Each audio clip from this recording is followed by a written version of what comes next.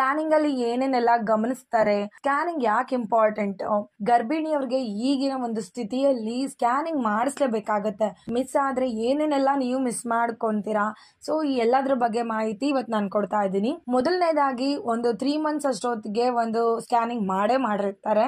ನಿಮ್ಗೆ ಕನ್ಫರ್ಮ್ ಅಂದ್ರೆ pregnancy confirm ಆದ್ಮೇಲೆ 1.5 ತಿಂಗಳಲ್ಲಿ ಅಥವಾ 3 ತಿಂಗಳೊಳಗೆ ಅಂದ್ರೆ 1.5 ತಿಂಗಳಿಂದ 3 ತಿಂಗಳ ಒಳಗಡೆ ಒಂದು ಸ್ಕ್ಯಾನ್ ಮಾಡ್ತಾರೆ.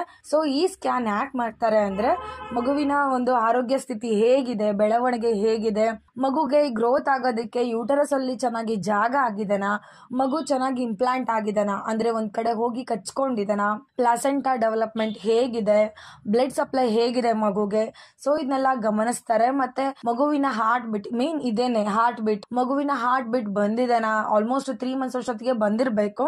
ಸೊ ಇದೆಲ್ಲದನ್ನು ಫಸ್ಟ್ ಸ್ಕ್ಯಾನಿಂಗ್ ಅಂದ್ರೆ 3 months ಅಲ್ಲಿ ಬರುವಂತಹ ಸ್ಕ್ಯಾನಿಂಗ್ ಅಲ್ಲಿ ಚೆಕ್ ಮಾಡ್ತಾರೆ.